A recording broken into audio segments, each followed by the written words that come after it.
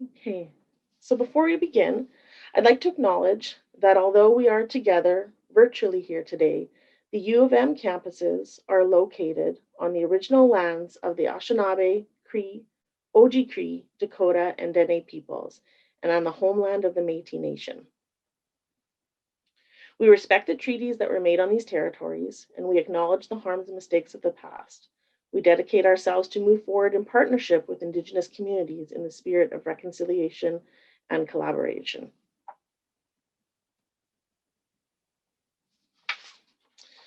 So, this session today, the Discover Your Future in Arts series, was brought forward this year to you as a way to kind of enlighten you to some of the workshops that we offer with career services and help you learn about the many opportunities available to our Bachelor of Arts graduates. If you haven't chosen your major yet, possibly thinking about switching your programs, and are just curious about gaining experiential learning to build your resume, wondering what to do after graduation, this series was hopefully helpful to you. And we do have some of the presentations available on our YouTube channel for viewing if you weren't able to see them live. So we encourage you to go back and look at some of those resources as they probably will be helpful to you going forward. In today's meeting, this final presentation, I'm going to share with you some of the online tools and processes the Faculty of Arts advisors use when degree planning with students. Planning for your degree involves a lot of self or independent work. And as advisors, we're here to help you make sense of that information, give you access to resources, but really and truly, it is up to you to make the decisions for yourself about what you want to do and when you want to do it. You will find over time that there will be adjustments made along the way from your original choices, perhaps course selection changes based on registration availability, your interests may change, or new opportunities present themselves. Therefore, having an understanding of how to make degree planning decisions will be very beneficial to you if you're self sufficient and you can maneuver some of those choices and opportunities and not feeling that you're held back because you're waiting on a response from someone or an appointment time to open up in order to find more information on how to change up, do things, look for information. That's why online tools have been created to help provide that service to you at your fingertips.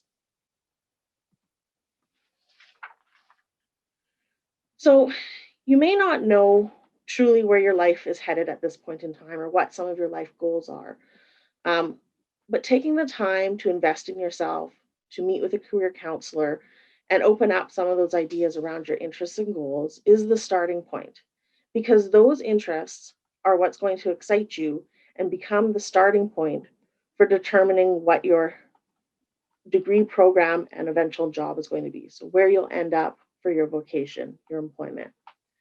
Degree planning involves making the connection for yourself in terms of your courses, your experiences while on campus, what you can do outside of the classroom while still being a U of M student, like joining student associations, co curricular activities, service learning opportunities, study abroad, co ops, all of that going together in your degree is going to make the connection between what you're interested in and what you eventually do in life. This is an ongoing process, and it doesn't happen just once a year at the point of registration. It involves more than coursework. It takes planning and the time to find these opportunities space in your life. And we want you to look at this each year and on an ongoing basis with an advisor. Taking the time to learn about yourself and identify some of your career ideas will help you identify the education path that you need to proceed on.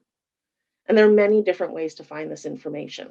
You can talk to different industry people, you can talk to career consultants, having meetings with an advisor, and just simply doing a job search, looking at similar job postings to what you think is out there that you might be interested to do.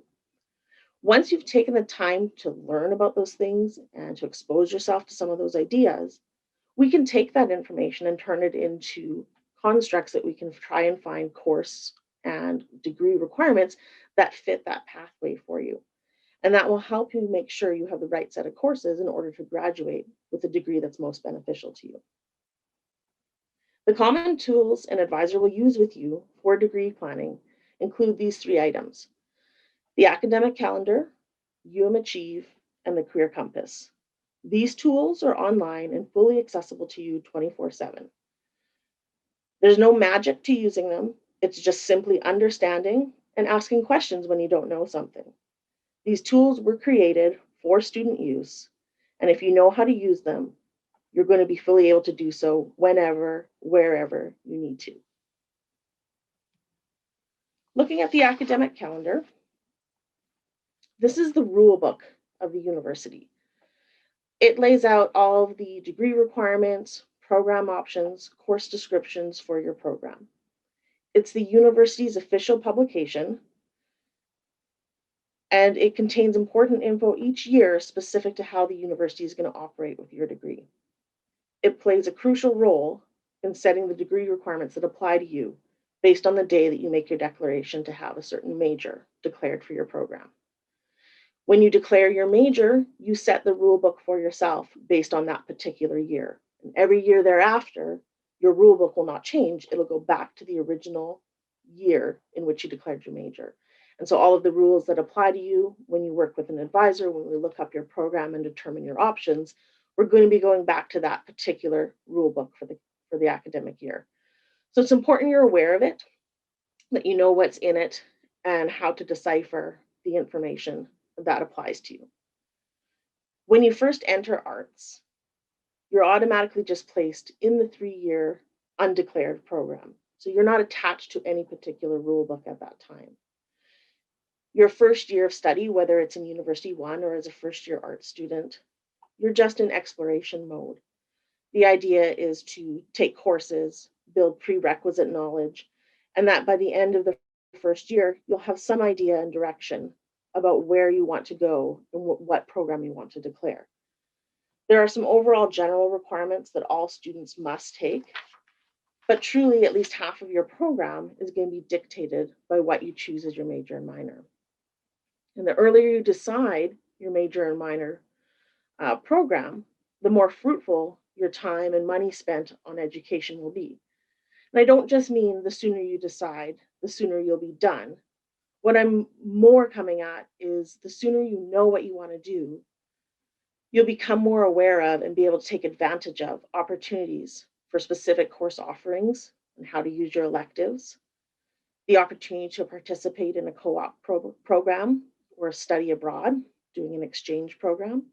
Usually those decisions are made at the end of year 2, going into year 3, so that there's still room in your program to fit in choices like that, to fit in the timeline and the course requirements, to build relationships with professors for research opportunities and learn more about particular industry related to your major, and to participate in service learning activities for experience, skill building, networking, all of that applying to your resume. Without planning like this, you'll likely miss opportunities, possibly run out of time to fit them in later. And sometimes you might be faced with financial constraints that you may have had some resources available to you had you declared a program.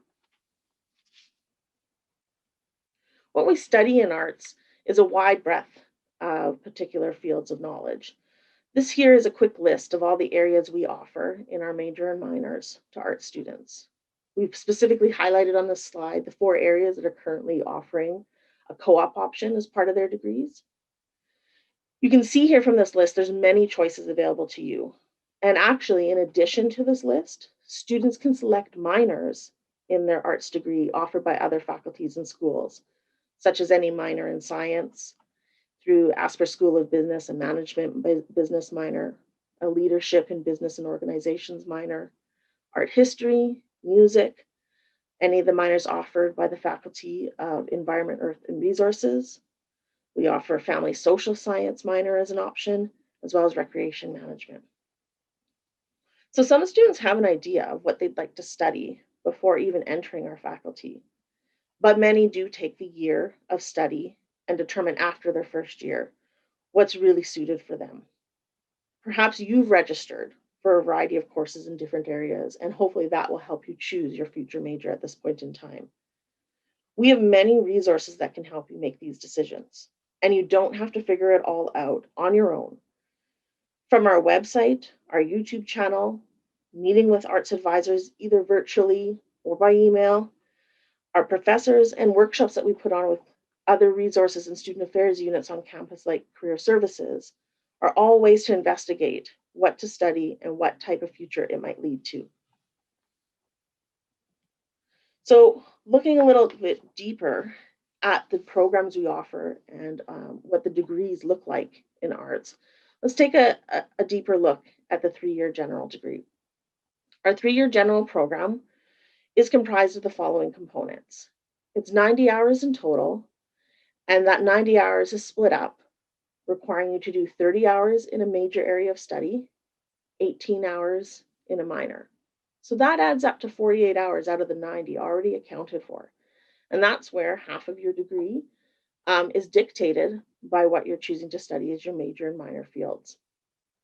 Now, what that leaves for you to do is 42 credit hours of a variety of options. So in this example, 30 credit hours outside of your major and minor. So no more coursework between what you've chosen as your major and minor, something else. And then you get 12 hours of free options. Those free options could include additional coursework in your major and minor if you wish, but it could again be coursework somewhere else. So a quick look at that, you think, okay, I've got 42 hours to explore.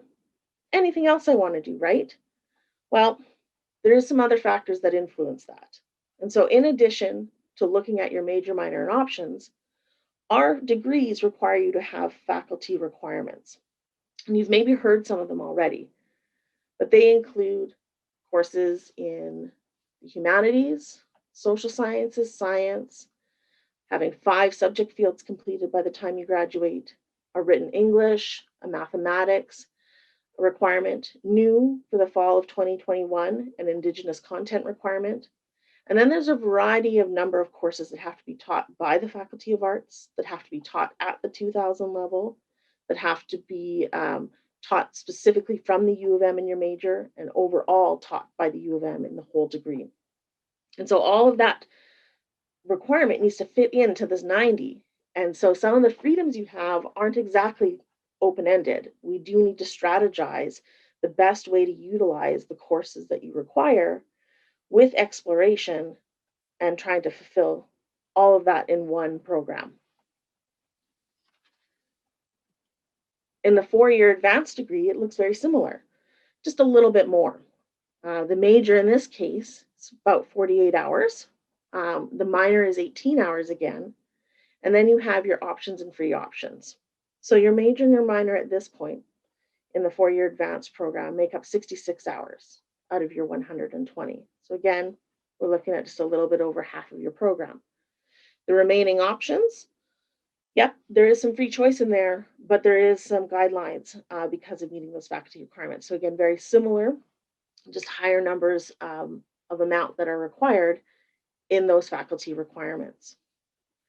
Now, trying to fit that all in does take a little bit of wizardry, and that's where we want you to work with an advisor and use the online tools to help you see ahead what's coming next and can make the best course choices for yourself. Additionally, when you're looking at the advanced program, because we do offer co-op options, that's something else we want to map in and figure out if that's going to apply to you, where it's going to fit into your program, and how it's going to change which courses you take and when you take them. Now, the last program that we offer in the 4-year is the 4-year honors. It's also 120 hours like the advanced degree, but the composition's a little bit different. In this particular program, you have 1 honors field, and you're not required to do a minor. The number of credit hours that you're required to do in that particular honors field does vary by department, so it fluctuates a bit. And it's basically just a balance between how you split the 120 hours between your honors field and your options. But still, in the options requirements, as well as in your honors field, we have to be considerate of the overall faculty requirements that have to be done. They're slightly different than the 3-year and the 4-year program, but very, very much have some overlap and commonalities. We also offer the co-op options in 2 programs for the honors degree. So again, we want to be considerate of that and figure out how is the best way to make those decisions for mapping out and planning when and where to take certain courses that are required. Essentially, in all 3 of our programs, what you're working to achieve is that your major and minor and your honors program provides you the depth of study in your particular area of interest, your area of specialty, and that these faculty requirements that each program requires provides you the breadth of study, the variety of liberal arts. Now, you don't need to decide which program is going to be the program you stick with on day one. And you can even make changes throughout the way. We do like to encourage students to try and settle some of their decision making by the end of year 2. That's where the programs do start to branch out a little bit, but generally the first year courses are the same throughout all 3 programs. So there's no real working ahead or getting behind as long as you're following the requirements each year is laid out in the program charts. This allows you to use your course selections in first year to explore your interests and abilities, and then use the experience after that year to make more informed decisions about what you're going to expand on beyond year 2. So if we look at the year 3 general degree program, we can see that the program for 90 hours is made up of a major, minor, and options. Oops, sorry. Looking at the advanced degree, it's basically the same area of study in your major, the same beginning courses, the prerequisite courses in the major. So what you do in your 3-year program is essentially what you're doing for the 4-year program. You also will have a minor. Again, the courses follow the same scaffolding plan. First year courses into second year courses, second year courses into third year courses, and then your options. The advanced major has more credit hours required in it, and therefore a little bit more credit hours are used towards the major and the options. When we look at the honors, the layout again is very similar, that your honors field is comparable to the major. There is no minor in the honors field.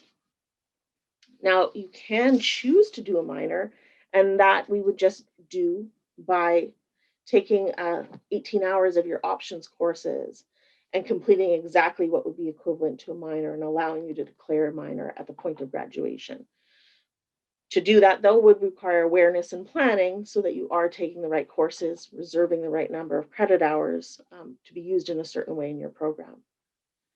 The benefit of having our programs build on each other is that you get the time to experience what courses are like and make decisions to guide yourself, and it provides you that time and flexibility to change your mind. Now, understanding that and realizing that, okay, great, I have room. I have a year to year and a half to 2 years when I first start coursework to try to figure out what's right for me. But how do I know what is exactly required in these programs? You know, I'm just speaking right now generally and showing you the layout, but you want to know the real meat and potatoes. And so the tool that we've created in the last year to offer our students is called Achieve, and it's our degree audit program. It's a tool designed to help you fine-tune how to fit all of those degree requirements into a single plan in the most efficient way. The Achieve system lets you see where you're at in one program, and with a few clicks to look at your progress in a completely different program using a what-if scenario. So you can look at, your progression to date in this particular program, and then you can just change around some of the parameters and filters and see what you look like and how far along you are in a completely different program in arts or in a completely different faculty at the U of M altogether. The biggest benefit, again, is that this is at your fingertips whenever you want to run it 24/7.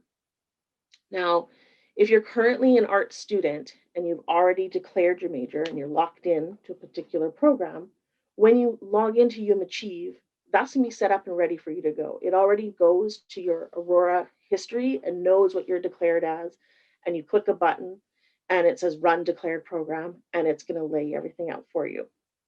If you're a University 1 student or perhaps a student in another faculty and you're considering arts, you'd be doing a what if scenario because you're not currently declared in our faculty yet. Now, you also might be an art student who's sitting undeclared, not attached to one particular major. So again, you'd be using the what if scenario. Essentially looks the same, provides the same context of information, but you get to pick what parameters you want it to configure for you and look at what your particular major and minor ideas are.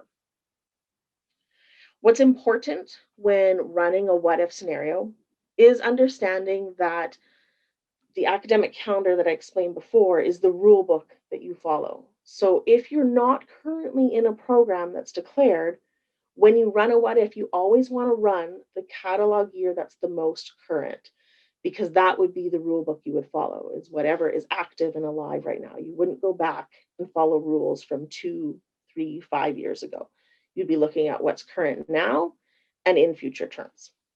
So you want to remember that when doing a what if is picking the most recent catalog year so you can see the current rules as it would apply to you if you made that declaration choice. Now, there are some programs that we haven't yet and may not ever be able to encode in Achieve. There are some limitations to technology. Some of our programs are just incredibly complicated and aren't able to work with the parameters of Achieve. So right now, we're in the process of uploading all of our honors programs, and our expectation is that they will all be ready and available in Achieve by May 1st. Most of our general degree and advanced degree programs do exist in there right now. English and history are the only two that have limited offerings based on their catalog year. There were some older catalog years that we weren't able to encode, but from fall 2020 term onwards, they will be in the system. At this point, our double majors and our second degrees are not in the system either. Now, if you are interested in one of those programs that is lacking in Achieve, you will need to work directly with an academic advisor for a manual plan and to do regular program check-ins like you've always done before. But for any other student that their program is available in the system, this is where we're directing students to start their search and to start their investigation with first. Now, before you launch into Achieve, you need to go through some of the tutorials to have a true understanding of how to read the material, how to operate it and run it, so that you're getting exactly what you're looking for. Each of these tutorials is only a few minutes long, so it won't take much of your time. They're very comprehensive and easy to follow. So that would be your first thing if you have never entered into Achieve yet. To go through those tutorials, you can always also go back to them at any point in time for a refresher of trying to understand what it is you're looking at if you become confused or unsure. The key to understanding some of the things in our particular audit is different than generally for all faculties. And that's kind of what I'm going to go through and focus on for the next couple of slides in our presentation. Now, when looking at first and foremost, you're probably just going to be directed, just because it is bright and in your face, is the progression icons. But those really are key indicators of what you've done, where you're at, what you still need to do. And so when you look at this in the audit, the green, check mark, good to go. The course requirement that you need in that particular program, it's complete. You've done it already. So that's a good thing. When you look at the icon and you see the blue square with the 3 dots, that indicates in progress.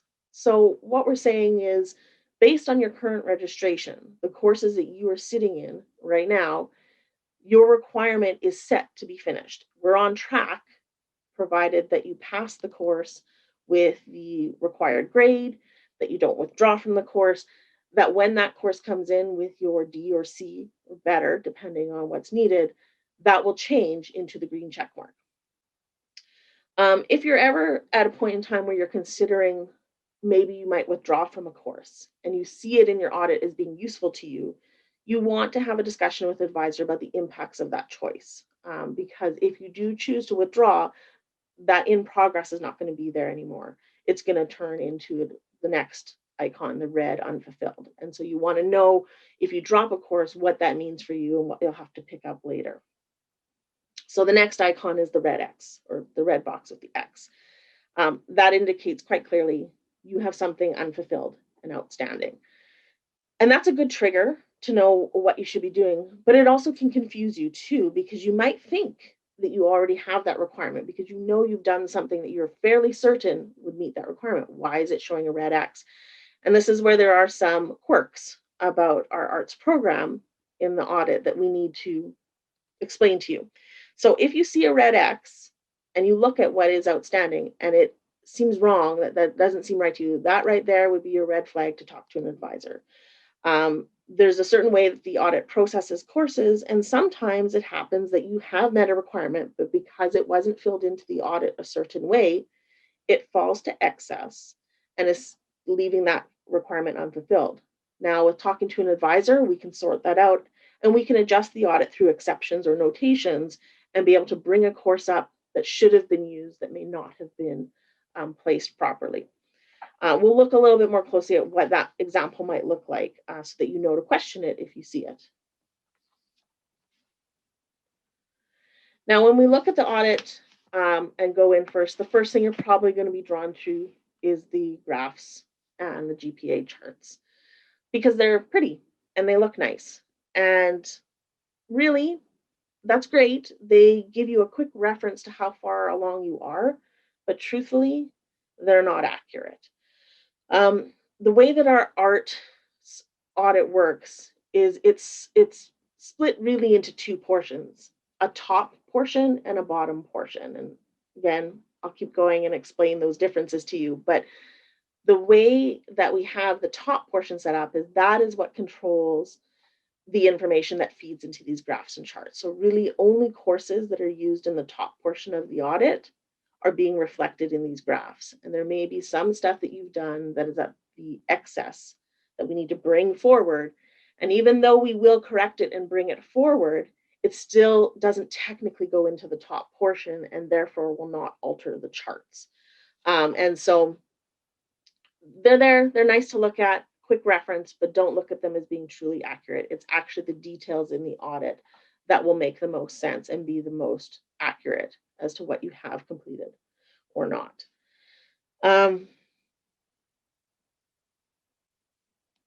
Now, looking at the actual audit, hopefully you can see on the side of the slide here, basically the condensed version of the audit. Our structure for the audit is made up of three areas: the degree components, which is the major, the minor, and the options. That's what I refer to as the top portion. The bottom portion of the audit is where we list all those faculty requirements, like the 5 subject fields, the humanities, social science, science, math, writing, residency requirements, number of courses at the 2000 level, number of courses from arts. All of that is in the bottom. And then we have a third area, which is for excess courses. So the way that the audit first runs is it looks to fulfill your major, minor, and options first in a chronological order. So the courses you've done in your degrees, in your years of study first is what starts to get filled in here. And then as you take more courses, once a requirement has been filled in here, it's not going to get bumped out for something done later on. And so if something you've done later on is not part of falling into your major, minor, and options, it's not going to feed into what it can select from to meet these faculty requirements. And it will ultimately land in excess courses.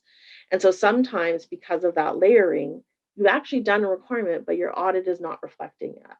And that is why an advisor needs to come in and make some adjustments to your particular audit so that the system is reading it right and understanding it properly. And then once we've made those exceptions, every other time you go back into the audit and run it for yourself, they hold. They're there. You don't have to get it rectified every time. But when you see it for the first time, we want to address it with you, get it set up so that you can continue to run the audit as expected down the road. So the courses that fill the audit follow the encoding principle that the top portion is filled first in chronological order. The bottom section is only going to be using the stuff in the top section. And if you've done additional courses from excess, we need to bring it up. We need to bring up that coursework to fulfill any outstanding requirements in your top or bottom portion. When you look at the audit as well, each of these requirements is listed here. And when you first open the audit, they're all condensed and closed. So you have an option at the top to open all sections, or you can open them individually just by clicking on these little sideways arrows, and it will open up and expand with actual course requirements in them. So when you're first looking, you really want to look for those icon indicators of your progress, and you want to see what's green, what's blue, and what's red, and then dive in deeper to anything that specifically is showing a red X to know what you need to do, or to question if you need to have your audit edited by an advisor. So when you're reading the audit, the principal rules here is to know that courses that are used in the audit go into it on chronological order of when they were first completed, that the audit fills your major, minor, and options courses first, that the degree requirements, the bottom portion, might still show as unmet, even if your top portion is full, because there might be courses in excess that are not being considered, and we need to pull them up. So let's look at some examples here. So in the audit, if you had all of your courses complete, for you to trust that and to know that, your eyes will gravitate to the charts. They just will, because that's top of the page for you. And you'll see, look, everything is green. I'm good. Everything is complete. And ideally, that should be true, but it may not be. So even if the top portion looks good, you still might be missing a requirement at the bottom. So really, the place you want to look for complete courses is in the sentence here. All requirements identified below have been met. And so this sentence right here in the audit is the most important sentence about how far along you are in your program. Then you look below and you can double check that everything that you need to do has a green check mark. You would know that this is correct. I am on the right track. Everything has been met. When we actually look at the audit, so if I had moved down the audit and I'm looking at the requirement for the major, some ways to read this is you see the bold title at the top here. That's the requirement, is that your major in film studies requires 30 hours. And how that 30 hours is made up is through a variety of sub-requirements. So sub-requirement 1 is to complete the introductory film course, and then it would give you a select from list if you didn't have the right courses. If you do have the right courses, as in this example, it's just going to show you 6 hours added, this course and this course. It's never going to populate in here in any of these sub-requirements courses you don't need. It knows to only show you the courses that are meeting that particular sub-requirement. So the fact that this student has these 2 courses for 6 hours, and there's a green check mark here on the sub-requirement 1, that part of the requirement has been met. Sub-requirement 2, complete the required advanced film course. So again, if this was not met, there'd be some choices, a choice list of which course would actually fulfill the advanced film requirement. This student has it, so they're seeing the exact course that they need to have listed here, 3 hours, the sub-requirement is met.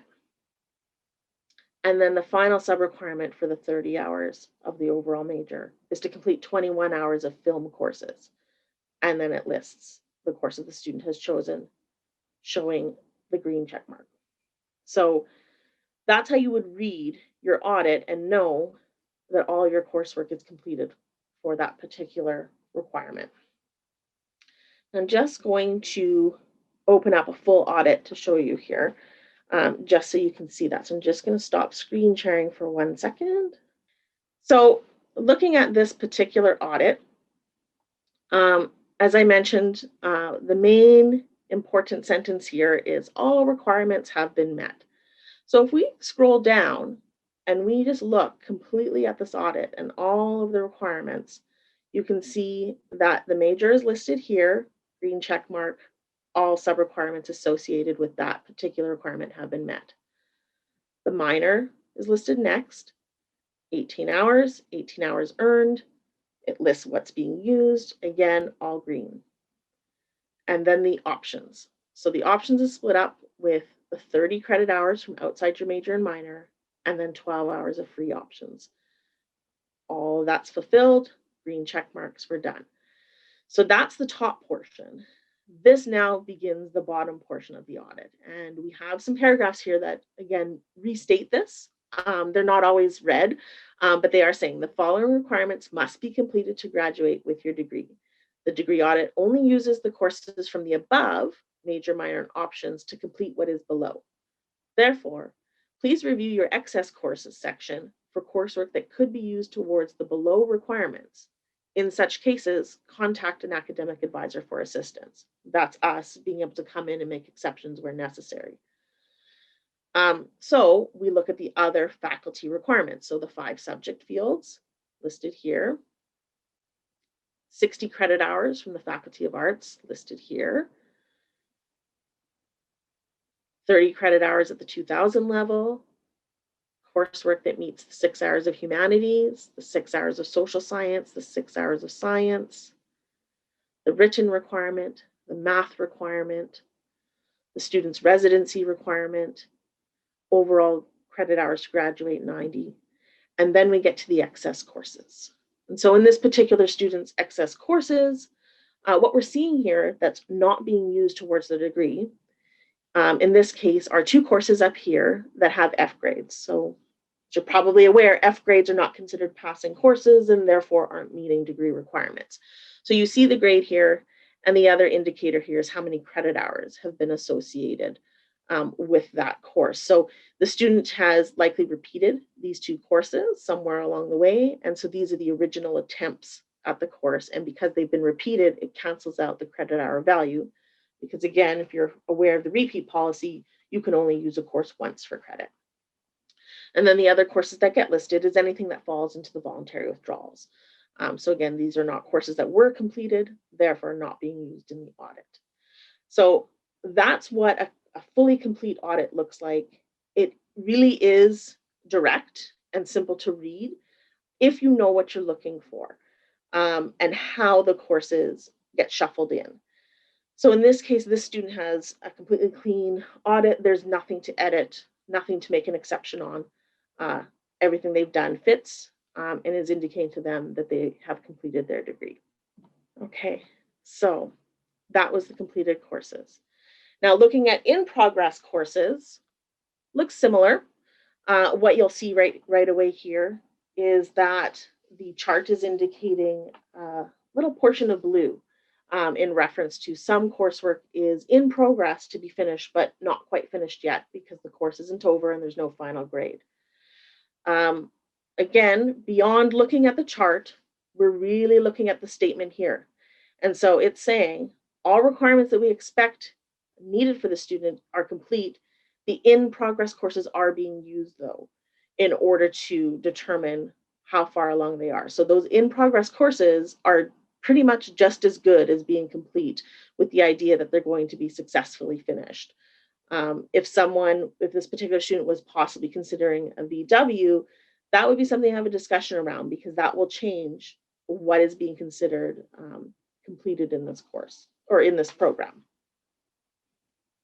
So when we look at that in the actual audit, what we're going to see now is that in this example of the major, it's showing a blue dot here. So the overall requirement is in progress, and the individual sub-requirements that make up that overall requirement have varying levels of completeness. So this particular sub-requirement completes 6 hours of POLS courses at or above the 1000 level. Well, it's complete. That 6 hours is complete. These 2 courses fulfill that. But when we get down to sub-requirement number 2, to complete 18 credit hours of POL courses at or above the 2000 level, 18 hours added, that's what this adds up to. It's indicating in progress. And that's because there's these 2 courses here with an IP grade, which stands for in progress. So we're planning that they will be done and we're anticipating they will be successful. So for now, they're in here adding up and looking at um, getting into fulfilling that requirement. But if anything changes on this blue dot, this box of in progress indicator is going to change. It's either going to go to green or to go to red, unfulfilled, if these two courses don't come in as anticipated. And then you can see the other two remaining requirements. They also are sitting at a complete level.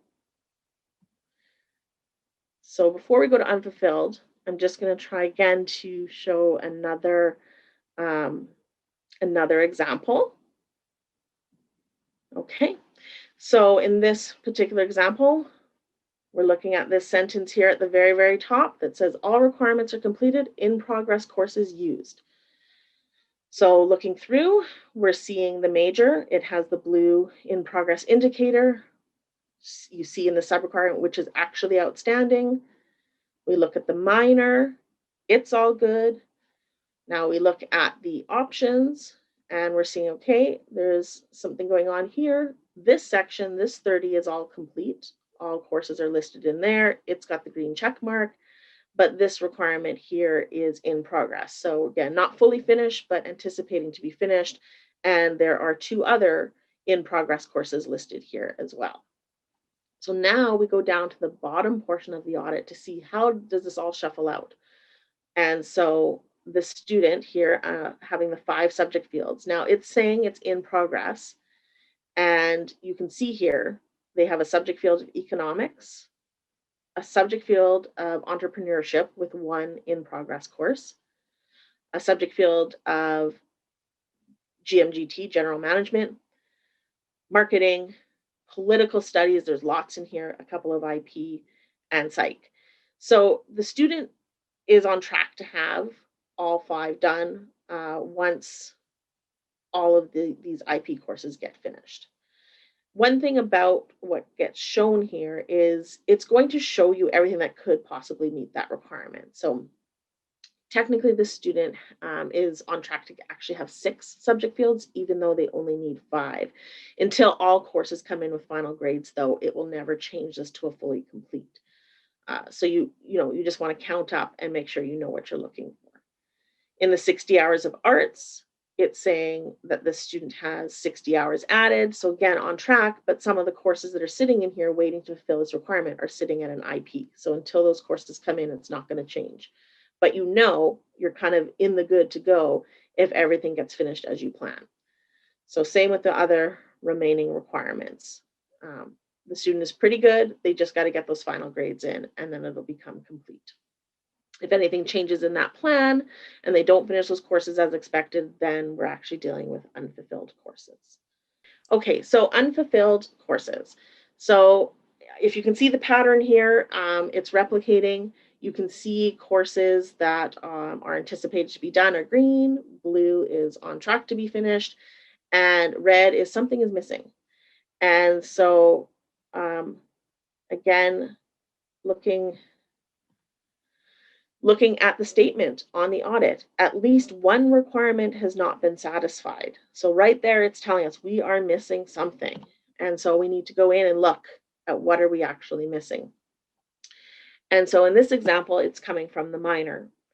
And so we see the overall requirement listed up here. Sub-requirement 1 is good. Sub-requirement 2 is good. Oh, it's sub-requirement 3 that's not being met right now. And it's indicating that the student needs to complete 6 credit hours in a geography course at the 3000 level. And it's saying here, this is what you can select from. So whatever would satisfy that requirement, you're going to get that list of courses. So it might be 1 course, it might be many courses. It really just depends on what the requirement is. But the select from list will always tell you what you can do to fulfill that requirement. So you know exactly what you need to choose. So the idea of saying, what do I need in my degree to finish? Running this audit and looking at your red X's and then looking specifically at the select from list that's indicated is going to tell you that answer. This is what you need to do to finish that. And so one thing, if you aren't aware of now, but again, once you read and go through the tutorials, this is explained to you that the stars indicate kind of like an unknown number. So it's saying any 3000 level course. So as long as it's GEOG 3 and whatever the rest of the course number is, it will get met. So the star is kind of an infinite indicator that whatever 3000 level geography would work. So we'll go look at the excess courses next. So when we look at excess courses, what we're looking at here is courses that are done but are not being used in the top portion of the audit. So you know you did this course and you took that course for a reason. You've had advisor meetings, you've read the calendar yourself, you know that the course you finished is useful to you and it's not showing up. So what you're going to see here that's actually different than what we've been looking at is you're seeing a completely green pie chart.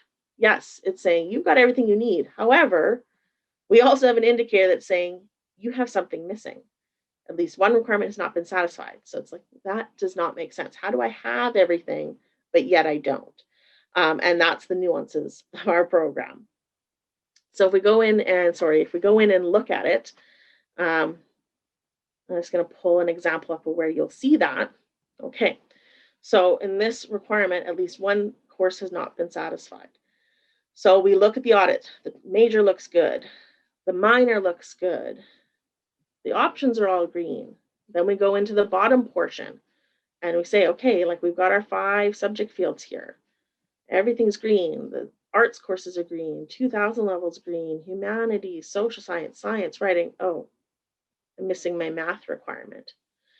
And so what has happened here is that based on the chronological order, the student, when we look at the major minor back at the top again, didn't take a math course in one of their initial years of study. So they were able to fulfill their major and their minor and their options, which are a lot of free choice courses, without having a math in here. And because there was no math done in their early years of study, all of these spaces got filled with other things. And really all we're looking for in the options is things that are not your major and minor. So things that are not film and not native studies can be used in here. So a math course is not film and not native studies, but the student didn't do that in one of their first 2 years of study. They did these other courses. And so these filled all the spots up. And so when they eventually did their math, knowing that, yes, I need it in my degree, so I'm going to take it, there was no place to put it anymore because all of these spots were already full. So what happens to the math course? The math course, if you look, falls to the bottom in excess courses. So the student did do it and it can be used, but the audit needed to put it somewhere. And it said it didn't fit in one of the top spaces because I fill those based on chronology. And this was one of the later courses done. I'm just going to throw it down here. And so this is what you would do is if you're missing something and you know you took something towards that, look at your excess courses and see. And so what we're seeing here is this is not a repeated course. And yes, it is a D, but a D is acceptable to meet the math requirement. We're seeing that it's worth 3 credit hours, so it's not been zeroed out, where these ones, which have been repeated, are showing their 0 credit hours. We've got a 3 credit hour course with a D, it's stats, it meets the math. They would need to contact us. And as an advisor, what we would do is we would go in and actually, we can't make this math course come up. We don't go and bump something out of the top up here in favor of the math. What we just have to do is go into your audit and put an exception on this requirement and override it, to which a new notation would be stated that the student has met this requirement based on having completed stats in the excess courses. And once we put that notation on, every single time you go forward and run an audit for yourself, it will be captured again and again and again, and it will always be there so that you'll never have to re-question that again. It will fit for you and stick for you in your program. So we can easily fix these things if we know to have those discussions with you. So that's where I want to draw your attention is if you think you've done something in excess that should be used above, that's exactly the reason you should be contacting us for a consultation so that we can make the appropriate edits as necessary. Okay. So after going through the audits and learning how to read them for yourself, our next step in degree planning with you is to take that information from the calendar and the audit, which are about your courses, and map that into a plan for how you do this each year and incorporating some of the other extracurricular activities that are available to you as a university student. And so the easiest tool that helps give guidance and advice, produces ideas for yourself about what you can do and when you can do it, is the Career Compass. Now, our departments in arts have all worked really closely with the Career Services Center in developing their own individual career compasses for each of their programs. And so it's important you take the time to look at those and identify where to fit in some of these extra opportunities to help target your plans, help build your resume, find new experiences and ideas. This compass works like a map in identifying the key courses and areas to focus on each particular year of study. So using all three of those online resources at your fingertips, that's the self-work that you need to do as a student, so that you're fully prepared to have productive conversations with advisors and with your professors and with career consultants to make decisions. So when I say that, we're available for a degree planning meeting and, you can make an appointment or consult by email with an advisor, yes, we are here for you to do that. But all of the previous sessions offered in this Discover Your Future art series were developed to help you do some of that exploration ahead of the game, to explore our programs, to explore and learn about the academic and employment fields available to you as an arts student or an arts graduate. And I encourage you to visit our YouTube page to view some of the sessions that you might not have been able to see live. We did offer quite a variety of career choices workshops. Those are offered throughout the year through Career Services. So if you didn't get a chance to participate in one of them now, that's not to say they're not going to be available later. You just need to check in with Career Services to see what their schedule of events and workshops looks like and sign up for one of them when it fits your timetable. But ultimately, gathering the ideas about yourself, your interests and your goals are your starting point to having this productive discussion and meeting with an advisor. And so that's looking at creating a list of potential majors and minor ideas, how that fits into a degree, the things that you're willing to consider or interested to do. Thinking about your course load, limits for the term. How much can you do each year? How fast are you going to progress through this program? Are you going to take terms of study off to participate in abroad exchanges or to do a co-op work placement?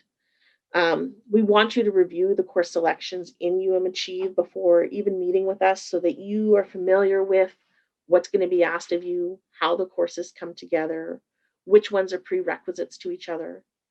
And then when we have our consult, because they're only going to be 30 minutes, we want to get into some real details about what all of that can mean for you and mapping out a plan that you can work with, that you have an action plan after meeting with us to go forward. All of that takes time and work, and I really encourage you to be proactive about it. Like I said earlier, your really degree planning is not a one-time event. It doesn't just happen ahead of registration. These online tools make it accessible to you at any point, many months ahead of the game. A lot of students maybe don't think about planning for next year until they complete the end of their current year. And that's okay. But when you come to the table to have a discussion and you don't have some of these background pieces that, are part of your interests or some of the research that you should have done, it does make it harder to really give you fruitful information that you can operate with and move on from. As advisors, we work to assist students with all of that. And so we can point you in the right directions if you really are at a beginning stage. But the more time that you can put into this and start building it for yourself, the better. Many times our students come to us exactly at the same time, and that can create long waits, delays, backlogs, and even in the resources that we refer students to, a lot of you are in the same spot and in the same position. And so the advice we give you is the same, which means we're making the same referrals to you as well as others. And depending on when you choose to take action on them, you might also be showing up to other offices at the exact same time as many other people. And it can build up into other services needing weeks for an appointment booking before you get what you need. So, whatever you can do proactively yourself, whatever information you can become familiar with and use the tools, that's going to be to your benefit. And so it's important to be able to self-serve, to find the information, use it, maneuver with it whenever you need to, at whatever time of day, whatever time of year that occurs for you. When you're looking at declaring your major and minor, it truly is a small window of time where you have the ability to declare the major and minor yourself using Aurora. That is the tool that you'd be able to do it. You'd go under the enrollment and records tab in Aurora, and there's a link there to make declarations, and you can declare your major and minor in arts.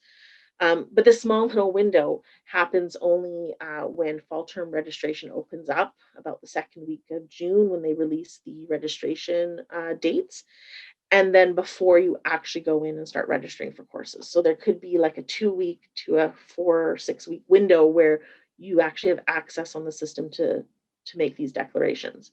Now, it's not to say that after that time period happens, you can't go make these decisions and change for yourself.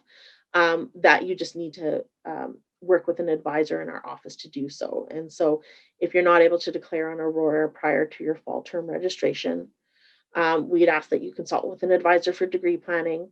And then you just simply email a form to our office indicating the major and minor that you wish to declare, and then we can take care of updating your record for you. When we look at making program changes, so rather than just declaring your major or minor, you might want to move from that 3-year program that you're originally admitted into the 4-year advanced or the 4-year honors. That requires more of an in-depth change with an advisor. And so we want you to review the calendar and look at Achieve following the what if audit option so that you can see what you're really getting into, and then booking a meeting or having an email consultation with us about what your choices are so we can see if you qualify for entrance into one of the 4-year programs. For honors specifically, we only admit students into our honors program beginning in June each year up until the end of fall term registration in September. And that's because the entrance requirements for honors requires students to have a certain cumulative GPA in their intended honors courses. So once you start taking courses in that particular honors field, we have to wait till all grades are in to determine your eligibility. And then part of the registration process, if we can admit you into the program in June, then you would take June and July to have program meetings with the department advisors, which are designated professors that work with the honor students to approve their courses and designate space allocation in certain upper years courses to which students need to have certain courses and permissions loaded on their file. And that takes some time. So we only really do that work between June and August. For co-op, moving into a co-op 4-year program, ideally, it's the end of your second year where you make that designation that you want to enter a co-op program. And the application deadline right now has been pushed to June. And so in June would be the deadline, June 30th, to apply into a co-op program. And you're really applying into co-op for the next year. How it works is if you are accepted, you would be spending your fall term doing your co-op prep, which would be resume writing, interview prep, so that you hopefully would get accepted into a placement for the following January. And then you would be taking a January to May term to do your work placement as opposed to courses. If you just want to enter from the 3-year into a 4-year advanced, not co-op, we will allow students to move into that program at any time during the year, provided you have the prerequisites to do so. So that's just being able to declare your major. So it's usually just a C average in the intro course that's required. So moving into programs can either result as part of our consultation in an advising session, through an email consultation, or simply just filling out an email application, filling out the application and emailing it into our office for the advanced or honors program. So it is pretty simple to do, and it can be pretty transactional if you want it to be. But I do encourage you to take the time to use the online resources and have a consultation before making those changes, just so that we make sure that you do have the right plan that's going to work for you. The last thing that we get asked to provide in abundance is program checks. And so that's just a student wanting to know, hey, where am I at in my program? Can you tell me if I'm on the right track? And so, yes, we can do that, but we're directing our students now to use Achieve where possible to get those checks done. Like I said, we get asked to do this by many of our students, and that is probably the highest volume of traffic we have in our office, and especially this year virtually. And it does cause quite a bit of backlog before you get a response. So you could easily be waiting a week or so longer to get a response about where you're program if you don't use Achieve. If you use Achieve, you'll find that answer. And then if something doesn't make sense or seems uncertain to you, that's when you would want to email saying, I've run a Achieve, I'm not understanding something, or I see something that might be different. Can I get further information? And then we're able to look specifically at the questions you have on your particular audit and be more accessible to you and be able to provide you a more specific answer, ideally quicker, if you're able to do that yourself. So Achieve to us is a great foundational and functional tool, and we do ask students to use it to run their own program checks. And it's really important to us that you know where you stand in your degree progression, because as advisors, we're a resource to you. We can provide you information, but it really ultimately is your responsibility and your decision what you choose to do, what's going to impact you, how courses fit in your program, when they get taken, and how all of that comes together to meet your personal plans and goals. Your degree path and your career journey is just that, it's yours. And so I really want you to take advantage of knowing how to best serve yourself, how it all works, by using these online resources that I've introduced today. Additionally, a great way not to miss out on reminders from our faculty is to follow us on your favorite social media platform. So whether that be Instagram, Twitter, Facebook, even YouTube, subscribing to our channel. We cover things like important dates and deadlines, student opportunities like contests, career info, group events, talks by employers or alumni, research and fellowships. We promote courses and many other things that would be of interest to you. So now is a point in time where I finished presenting my information, and I'm opening up the floor to questions. You can ask a question by raising your hand or just identifying yourself in the chat. And I will stop screen sharing at this point to, allow that to happen. Hi, Lesley. We did get a couple of questions in the chat while you were talking, so we might as well address those first. One question was just to confirm if there's something incorrect in our audit that we noticed, like you've mentioned. Is the issue only in that Achieve audit, but is Aurora and the backend system still correct? So if there is something incorrect, is it would it affect their graduation because there's a glitch in the audit, or does the university know that things are correct?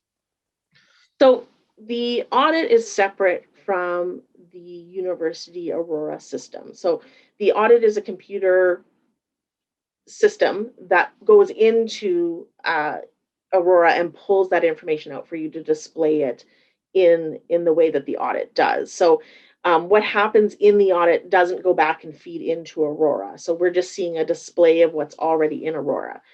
Now, the reason that something might seem off or wrong in the audit might have something to do that something else might be wrong in the system, and therefore it reads a course differently. So the audit's not going to change anything in Aurora, but there could be something in Aurora that's off that's causing the audit to look funny. I hope that answers the question. Either which way, if anything looks weird to you, that's what you want to ask an advisor to look at. And then ultimately, when we do grad checks to determine if if your name goes forward to Senate to graduate, we are doing those manually anyways to confirm that you have all the right GPA and grades. But the audit is just a quicker way of seeing that all put together by a computer system. Great. You did mention earlier talking about the timelines and the forms and how to apply for an advanced or honors degree program. Is there a last date to apply if someone is planning to do that or hoping to move into an honors program, for example, this coming fall? When should they be submitting those forms and looking at that information? So we won't be processing any honors applications until June, until the final grades are out. And that'll take, days and possibly some weeks in June for us to go through all of the requests to enter honors. And then the goal is that you get admitted to honors ahead of your registration date. So prior to July, you know that you've been admitted to the honors.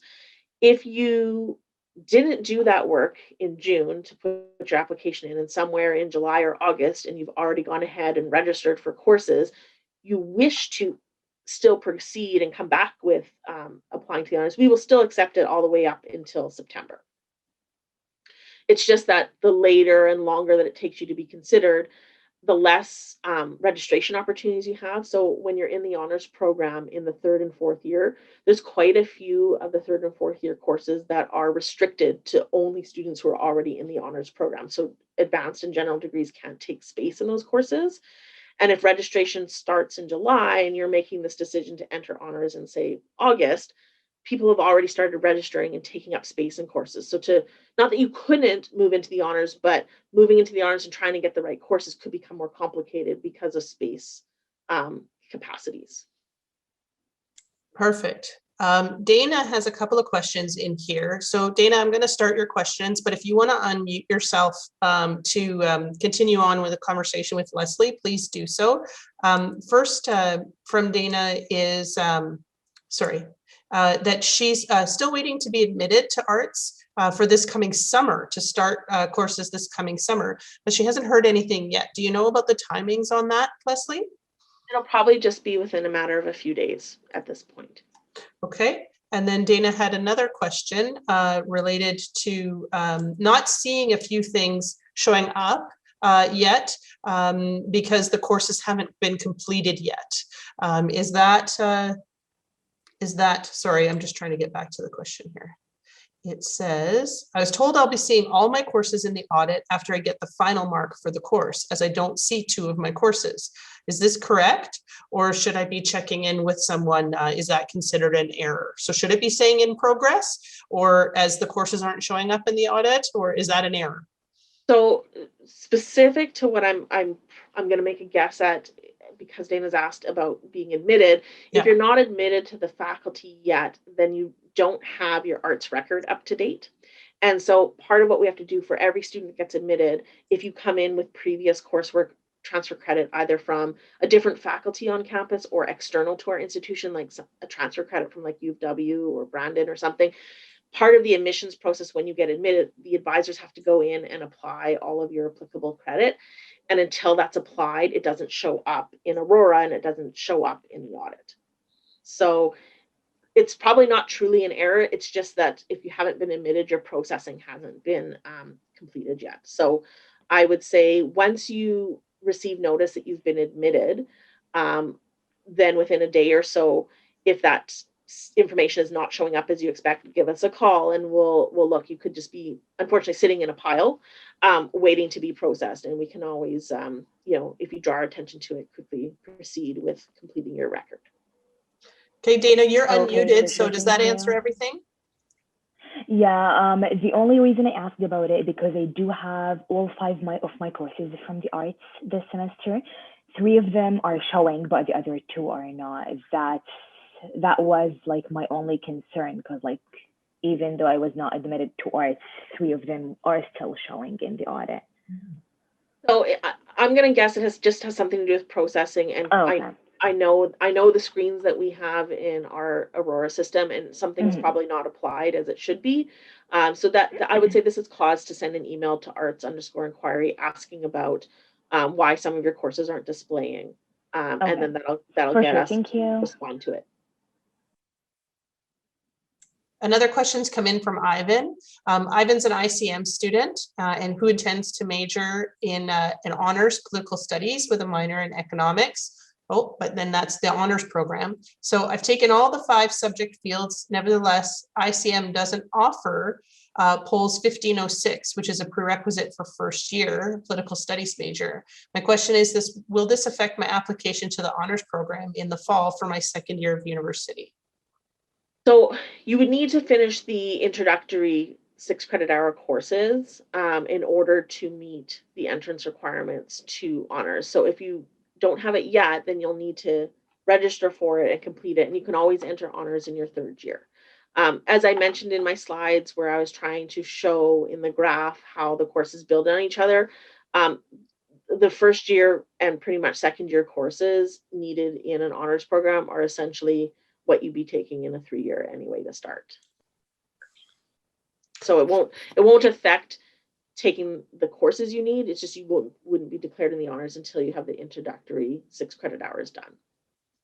Ivan, I've unmuted you. Does that help to answer your question, or do you have a follow-up for that? Oh yes, definitely. It really helped. So just to clarify, this wouldn't affect my progression in my degree, right? Not if you're like entering arts for the first year. What you can do is look at the academic calendar program charts, and if you look at political studies 3-year general and you just look below to the honors in year 1 and year 2 columns, you're going to see which courses are needed in both types of degrees, and you'll see that they're the same for the most part. Okay. So as long as you just register in them, you're working towards that goal, and you can always just move into the upper level program when you qualify. But as long as you keep doing the right coursework, which you'll have access to, it's not really until you're taking 3rd year and 4th year courses where they become really restricted to just honors students only. Okay. Thank you very much, Ms. Lesley. That really helped. Okay. And you can always, ask us to confirm any of your plans. Like, I've looked at the audit. It's looking like I can do these courses. This is what I want to take. Can you confirm that that's correct for me? And those are the kinds of questions we can easily answer by email. Okay. Is there a specific email Yeah, I will put up the screen share, but it's in the chat. I can put it in the chat. Yeah. Okay, great. Yeah. So, I'll put it in the chat right away for everybody again, Ivan, and that's the main Arts Academic Advisor Office email. So I'll do that right away. We have another question in here from Kaylin. So just to clarify, when is the best time to apply for honors program? Is it in the first year of your program in June or after your second year in June? So it sounds, Lesley, like you're saying, you know what, it's best to take those first year courses first, see where you're going, just in case you're changing your mind, see how you're progressing, those kinds of things. And that honors isn't something you necessarily have to rush into, but I'll let you add to that. So yeah, you don't need to rush into it, but I would say you need the first year courses to be eligible. So you have to have 1 year of study under your belt, including the introductory courses that are needed in that particular honors field.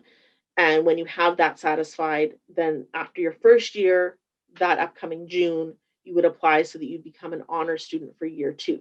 But if that didn't work out and you needed more time to finish the courses, or you needed to take more coursework to get your GPA up, because entering honors not only has course requirements, but it also has a higher GPA standard where declaring a major and moving into just the 4-year advanced program is a 2.0, a C average. Getting into honors is a B average. And so if anything didn't come together in that first year, you might need that second year to change the numbers and get the coursework and the GPA that you need. And then you would apply at the end of second year going into third year. And some people do it for their last and final 4th year too. So Again, it kind of just depends how things are working out for you. Any follow-ups to that, Kaylin, or does that answer your question? No, that answered my question. Thank you. Very welcome. Okay, that's all the questions. Oh, just a second, one new message. So yes, the session is being recorded. It will be posted to our YouTube channel that we listed in the chat earlier. But of course, you can always just find it by typing in the search Faculty of Arts, University of Manitoba, and it will be posted in there in the next day or so. So you can always come back to this at any time. And please tell your friends in arts as well that if you like the information that we had in today's session, encourage them to go back and watch the session as well when they have time and are not in class. So great, thank you very much. Thanks to Lesley Weeb for delivering our session today. We really appreciate this and all of the fantastic information that you shared. The PowerPoint slides will be available in the recording that's on YouTube, so everybody can have access to that there. If you have any further questions as you're going through your Achieve audits or have questions about applying for honors or advanced, as Lesley mentioned, it's the arts_inquiry@umanitoba.ca email address. And that's how you can reach arts academic advisors while we are all remote and not on campus. So thanks again, everyone. Have a wonderful day. Bye.